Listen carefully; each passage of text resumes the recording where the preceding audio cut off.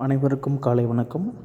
நம்மளுடைய scholar success academy UGTRB chemistry Tamil medium சார்பாக இன்றைக்கி சாயந்தரம் பார்த்திங்கன்னா 6 to 7 Tamil eligibility test 20 question free test நடக்க போகுது.